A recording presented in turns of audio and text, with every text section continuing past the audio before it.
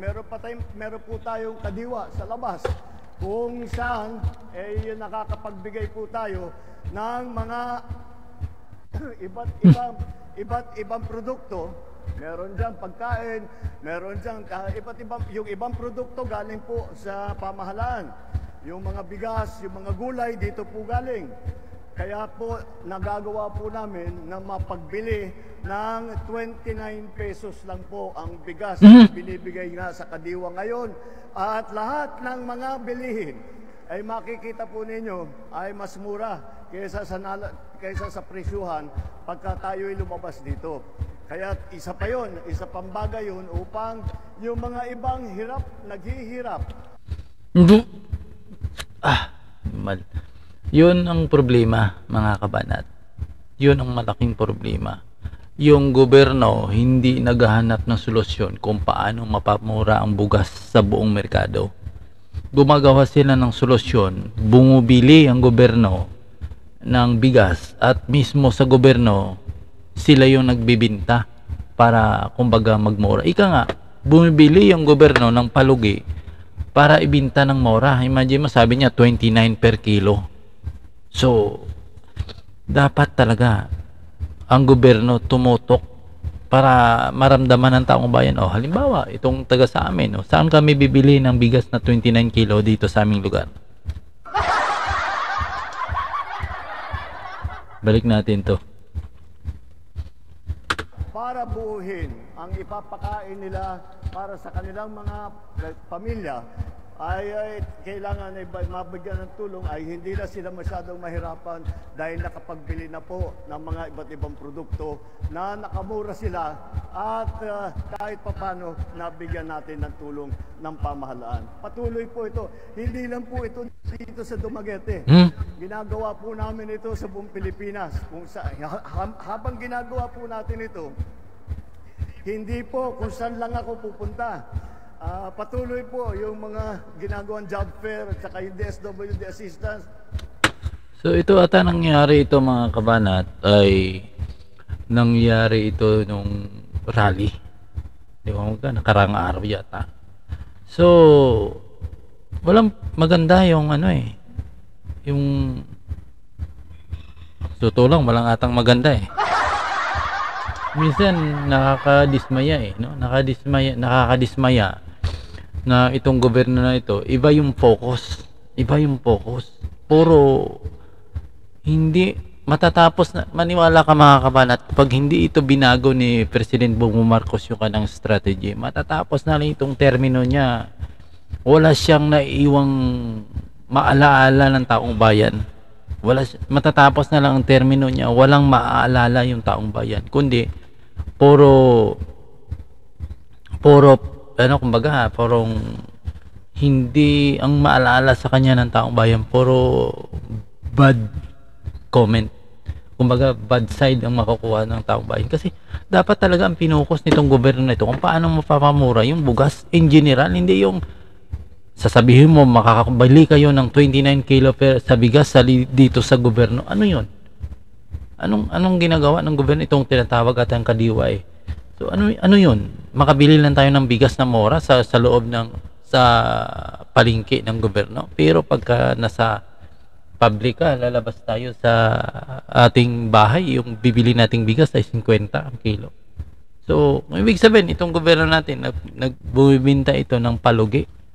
Alam naman natin, bumibili yan ng at ibibinta lahat ang palugi. Siyempre, magkanong kilo ngayon ng bigas? Ang palay yata ngayon ay nasa mahal, tapos ibibinta lang 29. Dapat sisikapin ng gobyerno in general kung paano papapamura talaga yung bilihin.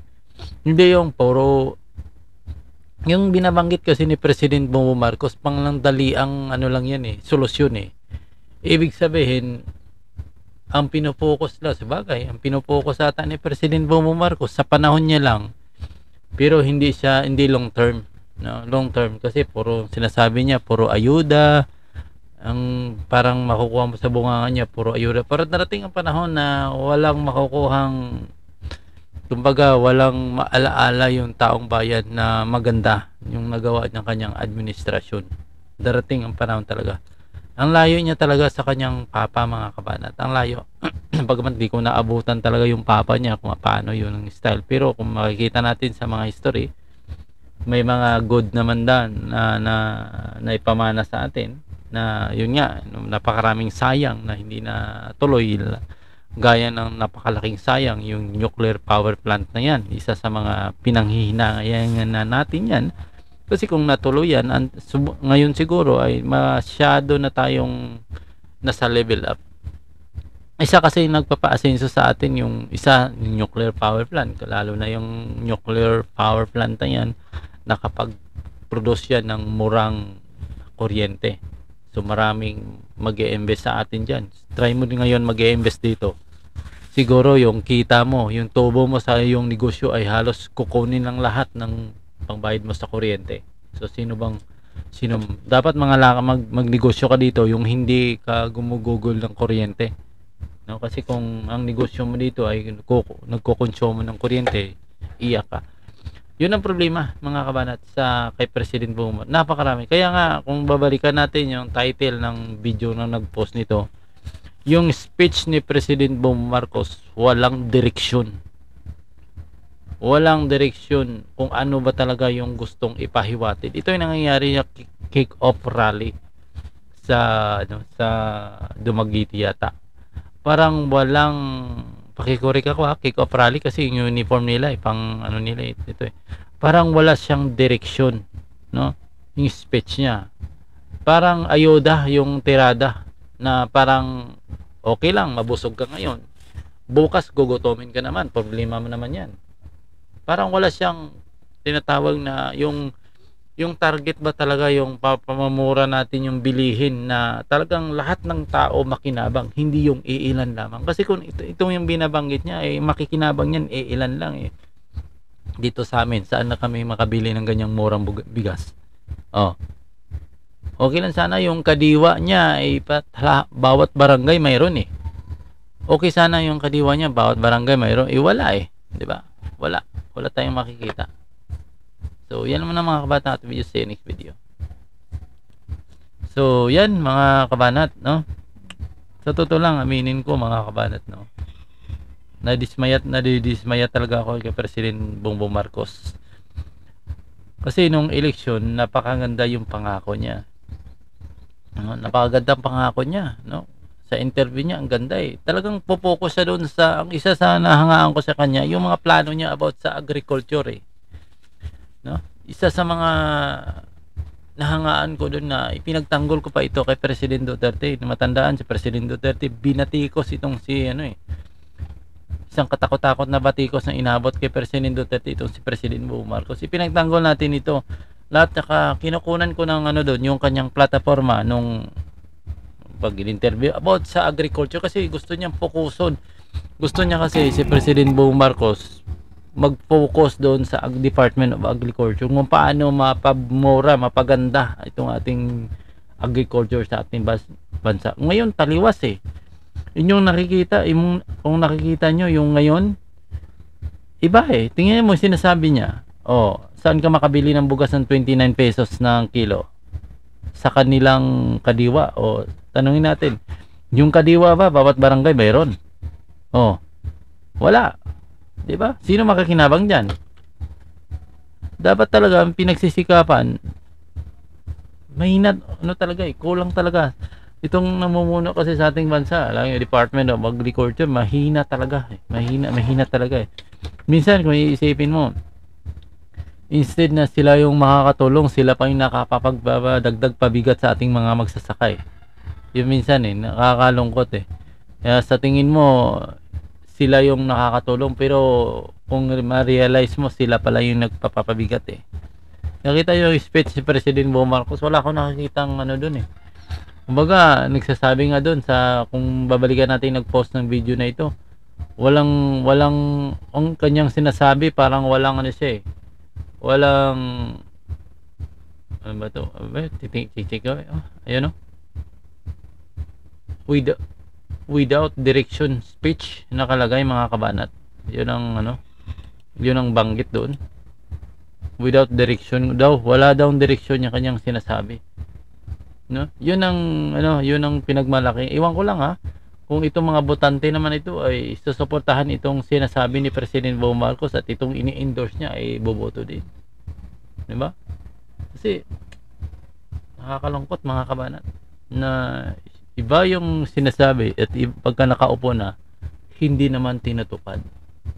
Di ba? Hindi naman tinutupad. Hindi natin random sinasabi. Nakapokus kasi sila sa mga bagay na hindi naman talaga hindi naman talaga malapit sa sikmura ng ating mga kababayan. Kaya kung ginagawa ng Kongreso, napakaraming panukalang batas dyan, lalo na kay Congressman Marcolita na napakaganda, pero hindi inatupag, kundi ang inatupag nila yung impeachment ni BP Sara. So anong napapala ng taong bayan yan? Di ba? Walang napapala mga kabalat.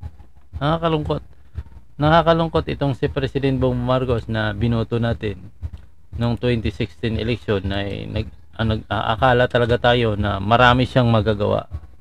Pero natapos na lang tatlong kumbaga nahati na kalagitnaan o baga nasa 3 taon siyang namumuno pero hindi ramdam ng taong bayan yung kanyang pamumuno.